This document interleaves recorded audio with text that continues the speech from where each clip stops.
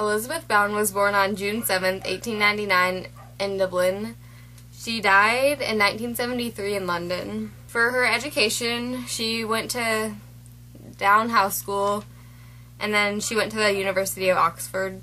She didn't win any awards, but she was nominated for the Man Booker Prize. She was an only child, and her mom was Florence Bowen, and her dad was Henry Bowen. She married Alan Cameron. When she was little, her father became mentally ill and her mother died, so she lived with her aunt, which connects to the main character in the book, how she has to live with her stepbrother and his wife after her parents both die. The setting of this book is in like the 1930s in England, and during this time they had like phones and cars, but they didn't really have any other technology. And this helps the story because it gives more reason for the lack of communication throughout the book. It's the substandard motels on the line, corner of 4th and Fremont. Portia is a teenager. She's 16 years old. Just recently, both of her parents died. She's really observant, and she kind of wants to grow up a little bit too fast.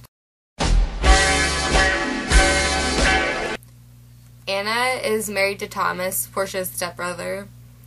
She's really shy. She doesn't really like Portia living in their house. She kind of wants her to leave. And she's also very reluctant towards like everything.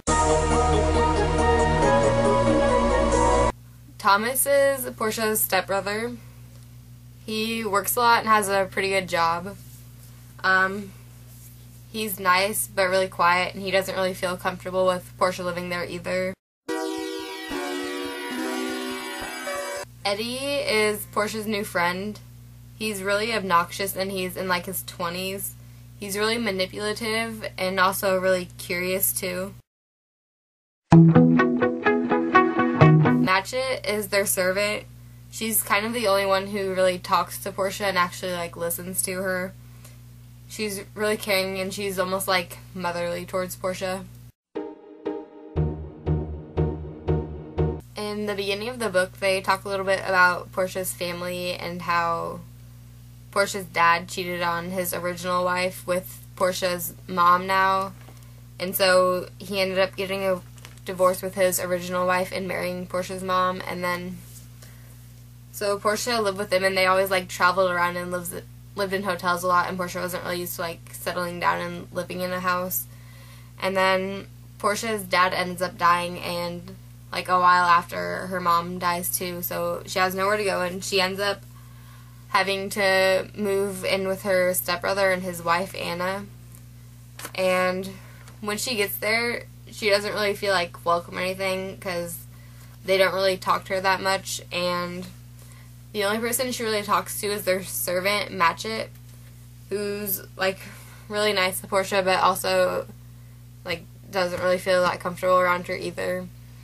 And so Portia lives there for a while, and she only makes like one new friend at her school. And then Anna and Thomas are gonna go on a cruise, and Portia can't stay at the house with Matchett because Matchett has to like clean the entire house. So they send Portia to Seaside to like stay with Anna's family for a little bit. And while Portia's there, she gets really close with her friend Eddie, and he kind of just like uses her to get closer to Anna because he has like a crush on Anna, but he kind of leads Portia on though. And Portia also gets like to be better friends with the people out at the Seaside place, and she becomes like more talkative and like a little bit more confident about herself. And so then when it's time for her to come back after Anna and Thomas are done with their cruise, she doesn't really want to leave because she actually felt like welcome there. And so she gets back, and she finds out that Anna had gotten into her stuff and read Portia's diary. And so she's really upset about that, and she goes and she runs off to Eddie's house because she just wants someone to talk to. And when she's with Eddie, they end up getting into a fight, and she's like really upset. And so she goes off to one of Anna's friend's house, and she like talks to the guy, and she tells him that she just wants to run away with him and get married, and it'd be fine because she could cook and clean for him and stuff. And Anna's friend doesn't really feel comfortable with this or anything without Anna knowing that Portia's there. So he calls Anna, and you'll just have to keep reading the book to find out what happens. Does Portia run off and get married to the guy, or does she come back and live with Thomas? Or does she even have to go and live with someone else? One lesson that I learned from this book is to be grateful for what you have, because Portia wasn't very grateful for her stepbrother and his wife taking her in. She should have been like a little bit more grateful for that and had a little bit more respect for them. Another lesson that I learned from this book was don't isolate yourself from others.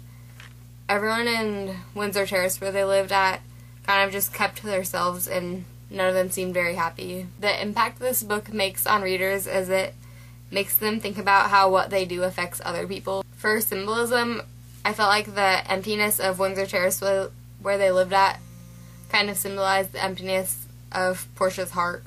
For the age level, I'd recommend this book to high school and up because it's kind of confusing. I would not recommend this book to other people because it's kind of really boring in the beginning, but after you get like halfway through it starts getting interesting, but I don't think many people would keep on reading after the beginning. I connect to this book because I'm a teenager just like Portia, and I'm very observant like her.